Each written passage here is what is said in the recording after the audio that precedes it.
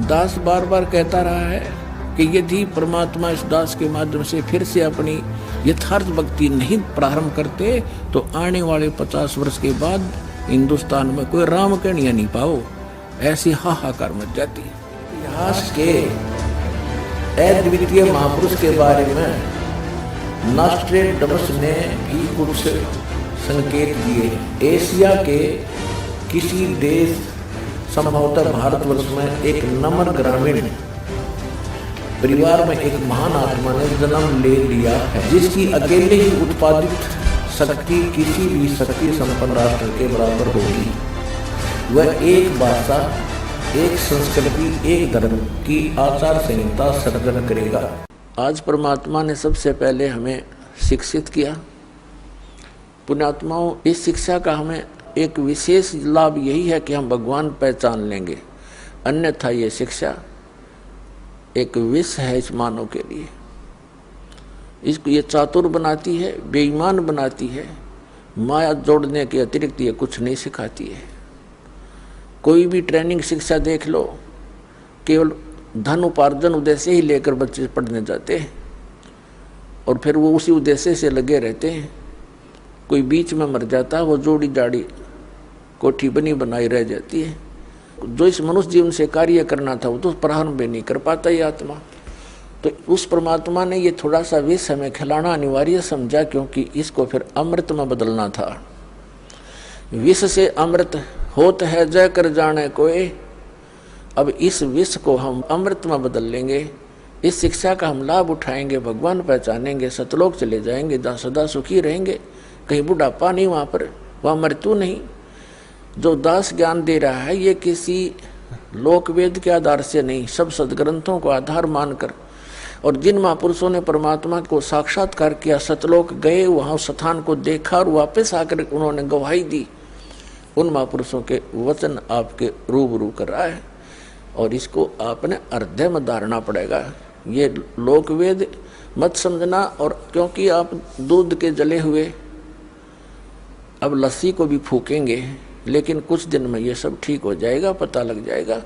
लस्सी तो लस्सी ही होती है और दूध ज़्यादा गर्म था, वो गलती से पी गए हम। तो ऐसे अब ज्ञान हो जाएगा, फिर हम आपकी ऐसी प्रबल इच्छा बनेगी वहाँ जाने की, डटे नहीं डट सकते। इस ज्ञान के आधार से फिर भक्ति का ऐसा प्रेशर बनेगा।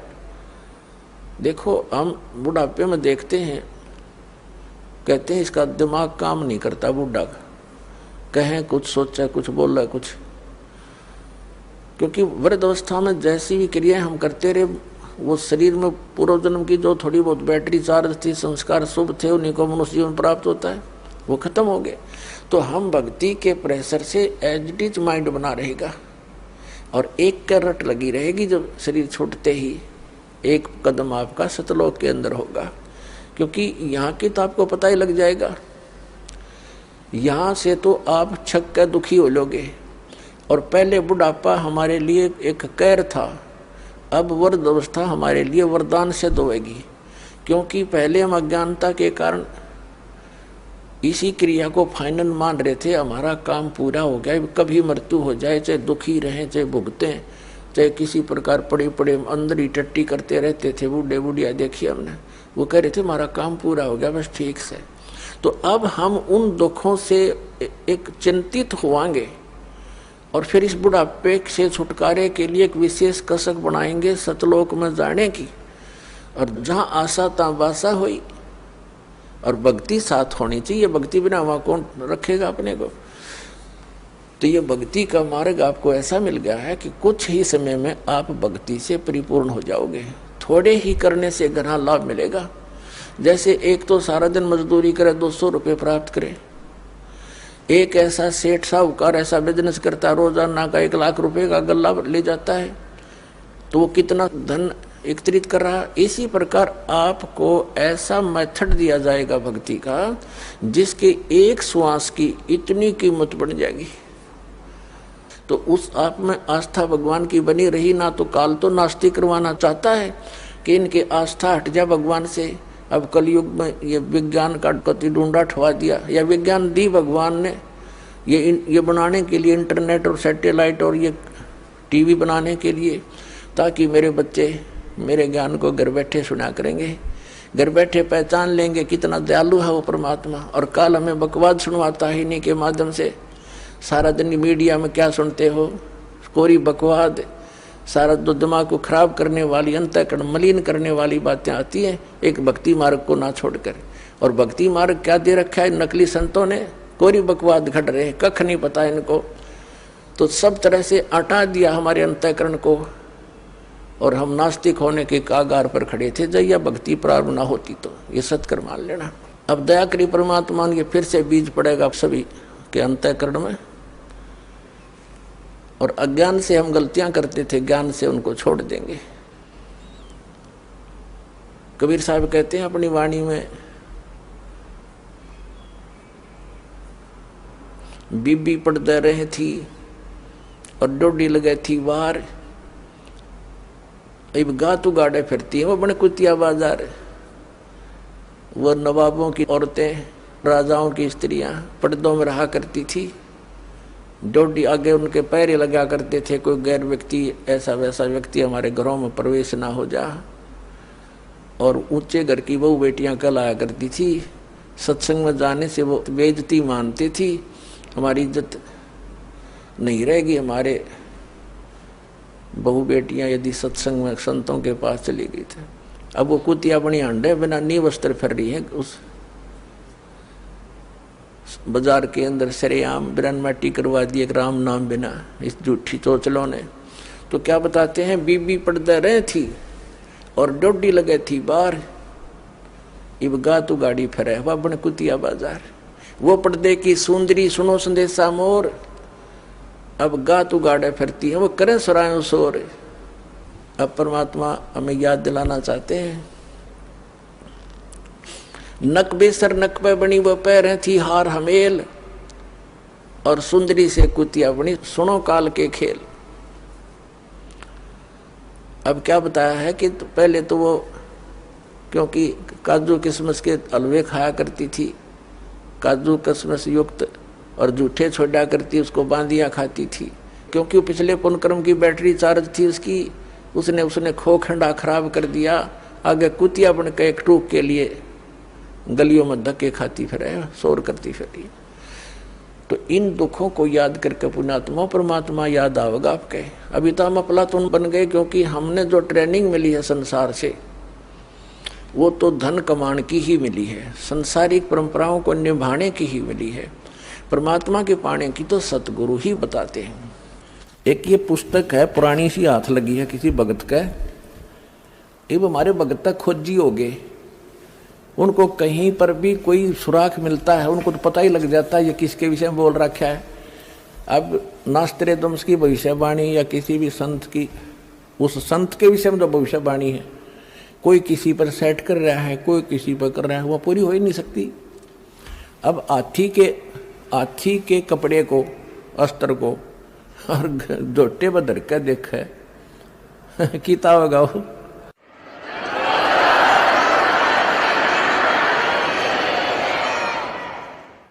वो तो हाथी पे फिट होगा,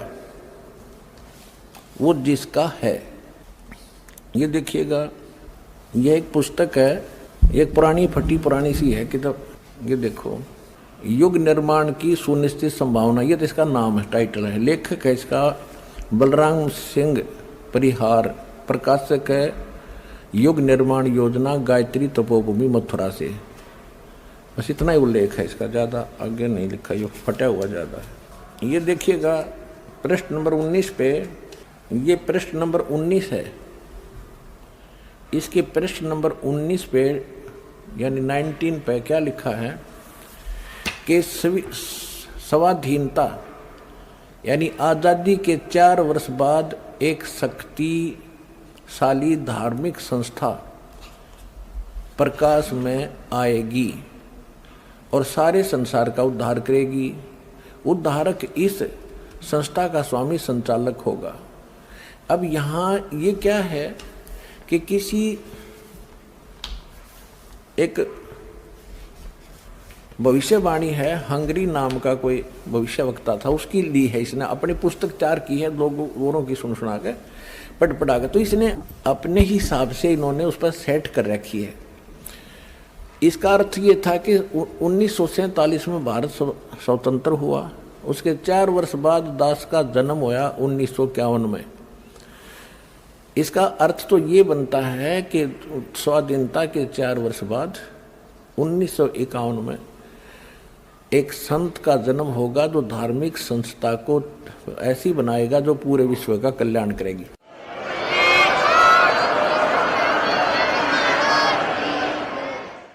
यहां थोड़ी सी गड़बड़ कर जाते हैं, अब और दिखाते हैं। ये देखिएगा, ये 23 पृष्ठ पे है, ये 23 पृष्ठ है।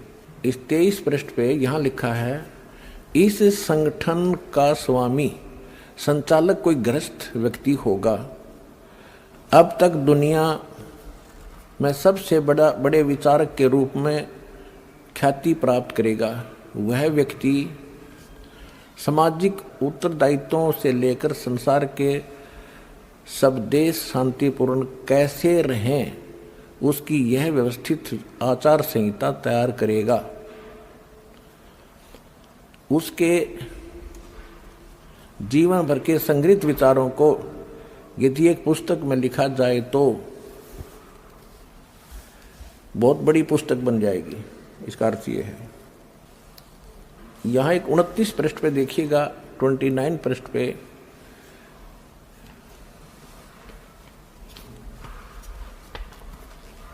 एशिया के किसी देश, संभवतः भारतवर्ष में एक नम्र ग्रामीण परिवार में एक महान आत्मा ने जन्म ले लिया है, जो एक महान आध्यात्मिक क्रांति का सूत्रपात, संचालन और नियंत्रण करेगा। इसके पीछे क्रियाशील आत्माओं की शक्ति होगी जो संसार की वर्तमान विकृत परिस्थितियों को बदल डालेंगी।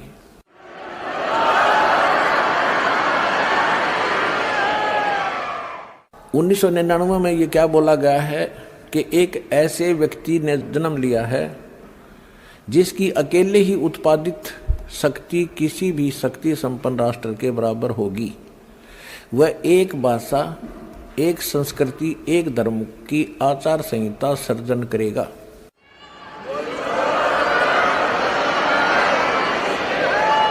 जय गुरुदेव की अमर वाणी, भाग 2, इसके 50 पृष्ठ पे 7 सितंबर 1971 को इसने भविष्यवाणी की और उसमें क्या बताया कि वह अवतार जो 28 अगस्त को इसने बताया था 71 में, वह अवतार जिसकी लोग प्रतीक्षा कर रहे हैं 20 वर्ष का हो चुका है।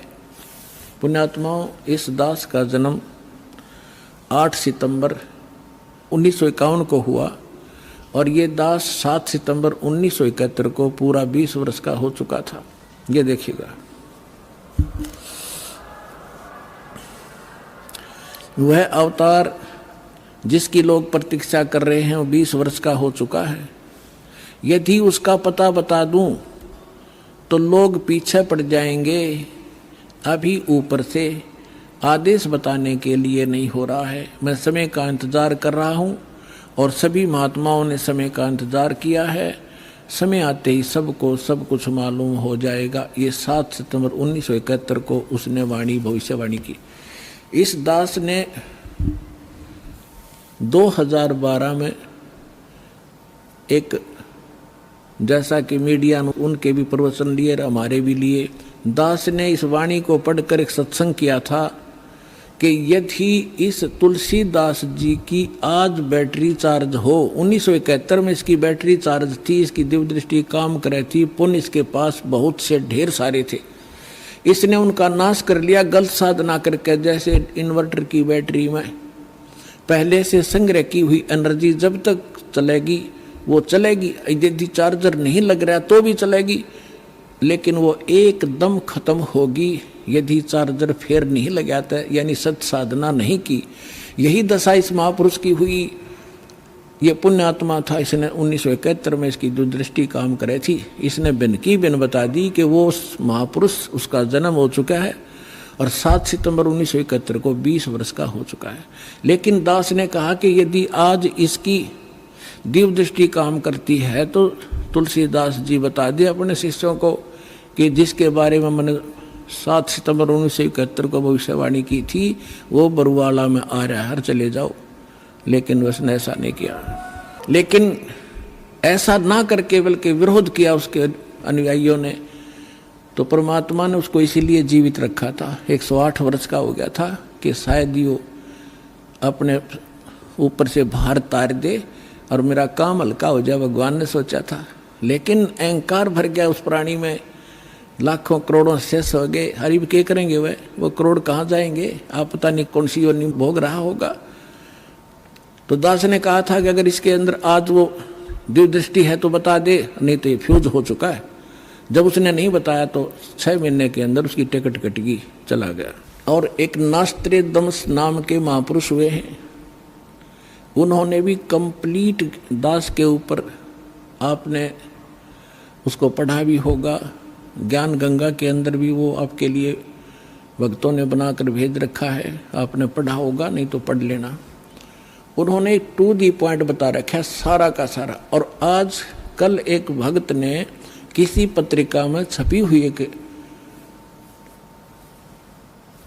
किसी भविष्य वक्ता कोई बहन हुई है, उसकी एक वाणी यहाँ देकर गया, क्योंकि आज तो भगत हमारे पारखू हो गए, विद्वान हो गए, तुरंत समझ जाते हैं कि ये वाणी किसके लिए बोली जा रही है।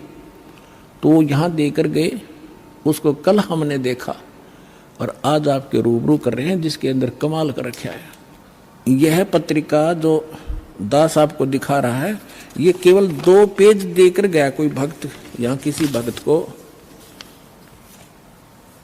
इसमें पत्रिका का नाम नहीं है, लेकिन इसमें वाणी जो लिखी है ये कमाल की है, देखिएगा, यथार्थ है। इसको फिर भक्तों ने इस YouTube पर भी खोजा है, जो ज्यों का त्यों पाया है, देखिएगा। अब आपको पढ़कर सुनाएंगे। एक फ्लोरेंस नाम की भविष्य वक्ता हुई है अमेरिका में, और उसने इस दास के बारे में, एक महापुरुष के बारे में, ये तो आप कहने की जरूरत नहीं, बार बार कहना अच्छा भी ना लगता, आप पे पता लग जाएगा सब सारे लक्षणों को जब आपके रूबरू किया जाएगा। इसने कहा कि देखिएगा, विश्व प्रसिद्ध भविष्य वक्ता फ्लोरेंस ने भविष्यवाणी की है कि तीसरा विश्व युद्ध नहीं होगा, वह भारत के प्रयासों से टल जाएगा। एक दिव्य महापुरुष की विचारधारा से भारत में एक आध्यात्मिक लोग सत्ता में आएंगे। उस महापुरुष के अनुयायी उनकी इस नई विचारधारा को विश्व में फैलाएंगे। भारत ही नहीं, पूरे विश्व के लोग उस विचारधारा से प्रभावित होंगे। भविष्य वक्ता फ्लोरेंस की महत्वपूर्ण वाणियाँ। अब देखिए, ये है वो, पूरा देखना एक बार, ये है वो बहन जिसका फोटो है, ये चित्र बना है इस पत्रिका के अंदर। ये वो बहन खड़ी है, जैसे एक फिलोसफर की तरह इनकी दृष्टि स्पष्ट दिखाई दे रही है। अब इसके हम आगे और पढ़ेंगे तो आनंद घना होगा। इसके हमने फोटो स्टेट कर रखी है, इसमें निशान लगा रखे, इसमें कुछ उभरे हुए अक्षर हैं, अच्छे पढ़े जाएंगे। देखिएगा, इसमें ज़्यादा ना पढ़ के हम अपने काम का पढ़ेंगे। वो हमने 53 पर पढ़ा था, ये हमने 53 पृष्ठ है इसका, इस पर पढ़ा था। ये यहाँ 53 पृष्ठ है, यहाँ देखा था 53 पृष्ठ पे। और अब हम यहाँ पढ़ेंगे 54 पृष्ठ पे, ये 54 पृष्ठ है। अब देखिएगा यहाँ क्या लिखा है। पहले उसने बताया कि इस प्रकार बहुत सी भविष्यवाणियाँ इसकी, इराक के राष्ट्रपति सद्दाम हुसैन ने अमेरिका से युद्ध किया, इस प्रकार की बहुत सी खतरा मंडला रहा था, टल गया। फ्लोरेंस की इतनी भविष्यवाणियाँ सच साबित हुई हैं कि कोई उनकी भविष्यवाणियों पर शक तक नहीं कर सकता। वैज्ञानिक भी उनकी भविष्यवाणियों के सच होने से आश्चर्यचकित हैं। फ्लोरेंस ने अपनी भविष्यवाणी में कई बार भारत का जिक्र किया है। The fall of sensational culture नाम की अपनी पुस्तक में उन्होंने लिखा है, सन 2000 आते आते प्राकृतिक संतुलन भयावह रूप से बिगड़ेगा। यानी लोगों में दुराचार, रिश्वतखोर, हाहाकार, बेईमाना घर कर जाएगा। लोगों में आक्रोश का भावना प्रबल होगी, दुराचार पराकाष्ठा पर होगा। पश्चिम देशों के विलासितापूर्ण जीवन जीने वालों में निराशा, बेचैनी और अशांति होगी। अतृप्त अभिलाषाएं और जोर पकड़ेंगी, जिससे उनकी अपनी कटुता बढ़ेगी। चारों ओर हिंसा और बर्बरता का वातावरण होगा। गरीब संपन्न व्यक्तियों की संपत्ति छीनेंगे, ऐसा वातावरण होगा और चारों ओर हाहाकार मच जाएगा। अब देखो, अब ये भविष्य वक्ता कह रही है कि अगर वो संत ना आता तो ऐसी दशा भारत की हो जाती, लोग एक दूसरे ने लूटने लग जाते। अब इसने तुरंत फिर क्या कहा कि उस संत की विचारधारा से वो घातक माहौल टल जाएगा। देखिए, ऐसा वातावरण होगा और चारों ओर हाहाकार मच जाएगा। ऐसा हाहाकार मच जाएगा, लेकिन भारत से उठने वाली एक नई विचारधारा इस घातक वातावरण को समाप्त कर देगी। वह विचारधारा वैज्ञानिक दृष्टि से लोगों में सामंजस्य और आपसी भाईचारा और भाईचारे का महत्व समझाएगी। वह यह भी समझाएगी कि धर्म और विज्ञान में आपस में विरोध नहीं है। आध्यात्मिकता की उच्चता और भौतिकता का खोखलापन सबके सामने उजागर करेगी। अपने आत्माओं, ये तो चलो इन भविष्य वक्ताओं का तो इतना काम समझ लो आप। जैसे परमात्मा ने विद्वान बना दिया, पृथ्वी और सूरज बना दी, सब नक्षत्र बना दिए और अपने आप निर्धारित है कि इस समय 6:20 पर सूर्य उदय होगा। अगर कोई खगोल भगोल का ज्ञाता अब बता दे कि फलानी तारीख को 6:20 पर सूर्य उदय होगा, वो ना बताता तो भी उसी समय होना ही था वो, क्योंकि उस परमात्मा ने वो निर्धारित सिस्टम बना ही रखा है। तो ये ना बताते तो भी परमात्मा ने पहले बोल ही रखा है, निर्धारित दिन ठीक धर रखा है, वो तो ये होना ही होना था। ये बता रहे हैं तो आपके लिए और ज्यादा गोल्डन चांस है। सभी पुण्यात्माओं ने देर नहीं करनी चाहिए। महापुरुष बार बार कोई झूठ बोल रहे हैं, परमात्मा ने कहा, सब संत कहें, और ये भविष्यवक्ता बताने लग रहे जो इस देश से भी संबंधित नहीं थे, और फिर भी नहीं समझोगे तो कति बालक हो तुम, तो बुद्धि ही नहीं दी फिर आपको। देखिएगा अब क्या, जैसे दास बहुत बार आपको समझाता है, हर एक प्रवचन में परमात्मा ने जो पहले बोला था वही दास आज बता रहा है। और अभी भी बहुत से मेरे अधिकतर जितने भी प्रवचन होते हैं इसी आधार पर होते हैं कि आप क्या कर रहे हो। आप यहाँ अरबपति बन गए, खरबपति बन गए, दुनिया न लूट लूट के, और वो सारा छोड़कर चले गए। सर्व सोने की लंका थी वह रावण से रणधीरम, एक पलक में राज विराजी जम के पड़े जंजीरम। चक्रवर्ती राजा था, सारी पृथ्वी पर शासन करे था, चूहा बनकर एक बिल खोद कर रह रहा है। खा कहिए कहते राम रट निर्धन भला, टूटी घर की छान व सुंदर महल किस काम के, जा भक्ति नहीं भगवान। तो यहाँ ये बताना चाह रहे हैं, ये माइन बहन ने बताया है कि वो संत की विचारधारा से आध्यात्मिकता की उच्चता और इस भौतिकवाद का खोखलापन उजागर होगा। ये हो रहा है आपके सामने और सबकी आत्मा मान रही इस बात को, सचमुच ऐसा है। देखिए ये कह रहे हैं कि आध्यात्मिकता की उच्चता और भौतिकता का खोखलापन सबके सामने उजागर करेगी। मध्य वर्ग उस विचारधारा से बहुत प्रभावित होगा। आप जितने यहाँ रहे हो बिल्कुल मीडियम वर्ग के बच्चे हो सारे, बिल्कुल। और देखो कैसे आप उमड़ उमड़ करा रहे हो, कैसे मान रहे हो दास ने जो बोल दिया फाइनल है, ना किसी को लेना है ना देना है। विवाह एक सिंपल वे से करना है। हम विवाह के ऊपर इतना खर्चा कर देते हैं, फिर आगे छूछक बात पता नहीं कितने कुबाड़ हमने सर पर रख लिए। जब ब्रह्मा विष्णु महेश का ब्याह किया था दुर्गा ने, ना कोई भाती था ना बराती था, ना कोई जलेबी तारे था, ना कोई डीजे बजानिया था। उठाकर कह दिया, ले भाई ब्रह्मा या तेरी पत्नी सावित्री अपना घर बसा बेटा, लक्ष्मी दे दी विष्णु को, ले बेटा या तेरी पत्नी जाओ अपना घर बसाओ, और शंकर जी को पार्वती दे दी, जाओ भाई हो गया ब्याह। और ये बाकी बकवाद बेमतलब की है जो हम किया करते थे, अपने सिर पर बोझ धर लिया सारा जीवन इन बकवादों के लिए, जोड़े जाते, लुटे जाते, यही फूक जाते। अब देखिएगा खोखलापन उजागर कर देगी। मध्य वर्ग उस विचारधारा से बहुत प्रभावित होगा। यह वर्ग समाज के सभी वर्गों को अच्छे समाज के निर्माण के लिए उत्प्रेरित करेगा। यह विचारधारा पूरे विश्व में चमत्कारी परिवर्तन लाएगी।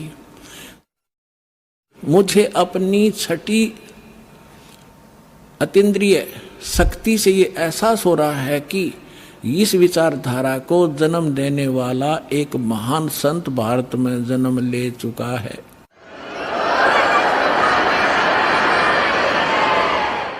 ये देखिएगा, यहाँ लिखा है कि एक पत्रकार ने 1964 में फ्लोरेंस से पूछा था और 1980 की शुरुआत तक व्यापक उथलपुथल 80 89 के बाद ऐसे भूकंप आएंगे कि न्यू जर्सी का कुछ हिस्सा तथा यूरोप और एशिया के कई देशों के स्थानों पर भूकंप से विदीर्ण हो जाएंगे, कुछ जलमग्न हो जाएंगे। तृतीय विश्व युद्ध का आतंक सबके दिमाग में बैठ जाएगा। वे इस युद्ध की तैयारी कर लेंगे, लेकिन भारतीय राजनेता नहीं, संत की तरफ से शिकार है, तीसरे युद्ध से वो समाप्त कर दे। तो 1964 तक यह जीवे थी। 1964 में तो ये युवा थी जो बता रही थी, 10 20 30 वर्ष और भी 94 95 तक यह जीवे थी। तो इसने उस समय बता दिया था, 1964 में भी इसने बता दिया था कि उसका जन्म हो चुका है। और उसको दृष्टि आगे की जो वर्तमान का जो दास की सती थी अब की है वो भी दिखाई देती। देखिएगा, मुझे अपनी छठी अंतीन्द्रिय यानी अंदर के आभास से शक्ति से ये एहसास हो रहा है कि इस विचारधारा को जन्म देने वाला वह महान संत भारत में जन्म ले चुका है। उस संत के ओजस्वी व्यक्तित्व का प्रभाव सबको चमत्कृत करेगा। उसकी विचारधारा अध्यात्म के कम होते जा रहे प्रभाव को फिर से नई स्फूर्ति देगी। चारों ओर आध्यात्मिक वातावरण होगा। ओए होए, दास बार बार कहता रहा है कि यदि परमात्मा इस दास के माध्यम से फिर से अपनी यथार्थ भक्ति नहीं प्रारंभ करते तो आने वाले 50 वर्ष के बाद हिंदुस्तान में कोई राम कहानियां नहीं पाओ, ऐसी हाहाकार मच जाती है। तो इसमें यही कहा है कि वो फिर गिरते हुए अध्यात्म सत्र को फिर से उभारेगा, इसका ये भावार्थ है। उस संत के ओजस्वी व्यक्तित्व का प्रभाव सबको चमत्कृत करेगा। उसकी विचारधारा अध्यात्म के कम होते जा रहे प्रभाव को फिर से नई स्फूर्ति देगा। चारों ओर आध्यात्मिक वातावरण होगा। संत की विचारधारा से प्रभावित लोग विश्व के कल्याण के लिए पश्चिम की ओर चलेंगे। धीरे धीरे एशिया, यूरोप, अमेरिका पर पूरी तरह छा जाएंगे।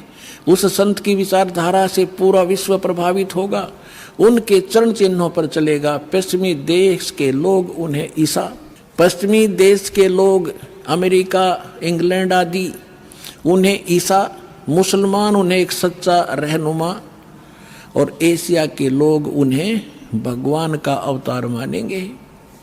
उस महासंत की विचारधारा से बौद्धिक क्रांति आएगी। बौद्धिक माने अच्छी बुद्धिमान लोग उसके साथ होंगे। देखो, बुद्धिजीवियों की मान्यताएं बदलेंगी। जो ये अंग्रेज पाके बैठे बड़े बड़े अफसर कहते हैं नवी सोचने पर विवश होना पड़ेगा कि तुम कर क्या रहे हो, करना क्या चाहिए था। बुद्धिजीवियों की मान्यताएं बदलेंगी, उनमें ईश्वर के प्रति श्रद्धा और विश्वास की कोपलें फूटेंगी। फ्लोरेंस के अनुसार वह संत भारत में जन्म ले चुके हैं। वह इस संत से काफी प्रभावित थी। अपनी एक दूसरी पुस्तक golden light of new era में भी उन्होंने लिखा है कि जब मैं ध्यान लगाती हूँ तो अक्सर एक संत को देखती हूँ, गौर वर्ण के यानी गोरे वर्ण के। उस संत के ललाट पर गजब के तेज होता है। उनके ललाट पर आकाश से एक नक्षत्र के प्रकाश की किरणें निरंतर बरसती रहती है। अपने आत्माओं, आप देखिएगा ये इस तरह आती हैं। ये जैसे परमात्मा बैठे हैं सतलोक में, वहां से इस दास के ऊपर ये ऐसी अपनी किरण बरसा रहे हैं। यहाँ से आकाश से आ रही है और दास के ऊपर परमात्मा की शक्ति निरंतर चल रही है। उसी से आगे आपको कनेक्शन दिया जा रहा है।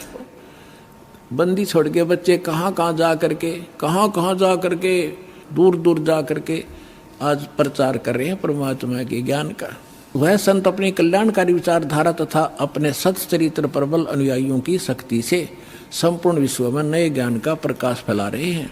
वह संत अपनी शक्ति निरंतर बढ़ा रहे हैं।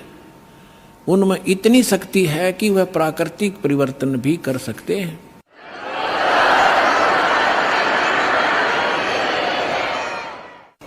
वह अपना कार्य वैज्ञानिक ढंग से करेंगे। उनकी कृपा और प्रयत्न से मानवीय सभ्यता में नई जागृति आएगी। विश्व के समस्त जनसमूह में नई चेतना का संचार होगा। लोक शक्ति का एक नया रूप उभर कर सामने आएगा, जो सत्ताधारियों की मनमानियों पर अंकुश लगा देगा। जो राजा लोग अपनी मनमानी बकवाद करते हैं, उस संत के अनुयायी उनको विवश कर देंगे कि बंदे बनकर रहो, बकवाद बहुत दिन कर ली तुमने। विश्व के समस्त जनसमूह में नई चेतना का संचार होगा। लोक शक्ति का एक नया रूप उभर कर सामने आएगा और जो सत्ताधारियों की मनमानियों पर अंकुश लगा देगा, राजनेताओं के ऊपर। आगे फिर देखना।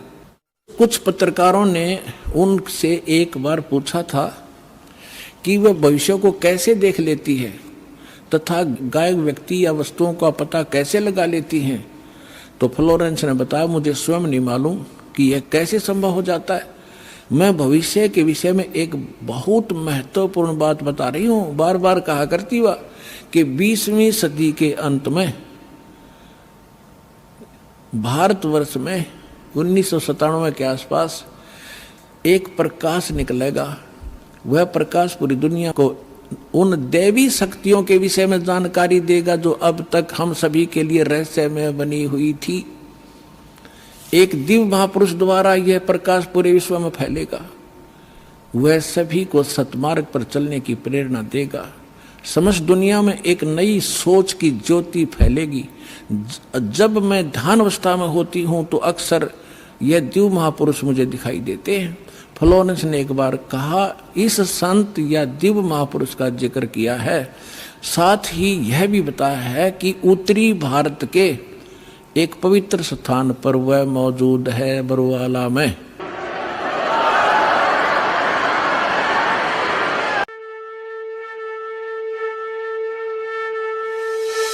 जी हाँ, जगत गुरु तत्वदर्शी संत रामपाल जी महाराज ही वो महापुरुष है जो इस पृथ्वी और मानवता का उद्धार करने के लिए हिंदुस्तान में जन्मे हैं।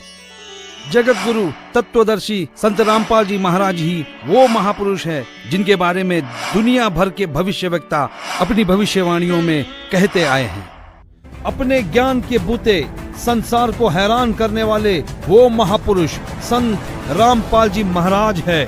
देशद्रोह का झूठा मुकदमा जिन पर लगा है वो कोई और नहीं, संत रामपाल जी ही है। जिनके सिर पर सफेद बाल है और न दाढ़ी और न मूछ है, वो संत रामपाल जी ही है। दुनिया से सारी बुराइयों को खत्म करने वाले कोई और नहीं, वो संत रामपाल जी ही है। संत रामपाल जी ने दैवीय शक्तियों का ज्ञान दिया जो आज तक संसार के लिए रहस्य बनी हुई थी। ये सारी निशानियां सदियों पहले महान भविष्यवक्ताओं ने बताई थी, जो निसंदेह संत रामपाल जी महाराज की तरफ ही इशारा करती है। जी हाँ, वो महापुरुष संत रामपाल जी महाराज ही है जिनके बारे में सारी भविष्यवाणियां की गई। संत रामपाल जी महाराज ही वो महापुरुष है जिनकी ऊर्जा से अखंड पृथ्वी पर फिर एक बार स्वर्ण युग आएगा, विश्व युद्ध भी टलेगा, मानव उद्धार भी होगा और राम राज्य फिर से स्थापित होगा। हिंदुस्तान विश्व धर्म गुरु के रूप में प्रसिद्ध होगा।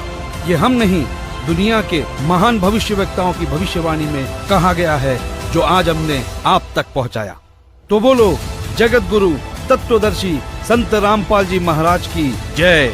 तो पुण्यात्माओं, अब समझदार को संकेत ही पर्याप्त होता है। अपना कल्याण कराओ, जितना देर से आओगे उतना ही पश्चाताप होगा। ये गोल्डन चांस है। स्वर्ण अवसर आपको प्राप्त हुआ है, इसका लाभ उठाओ। सत साहिब।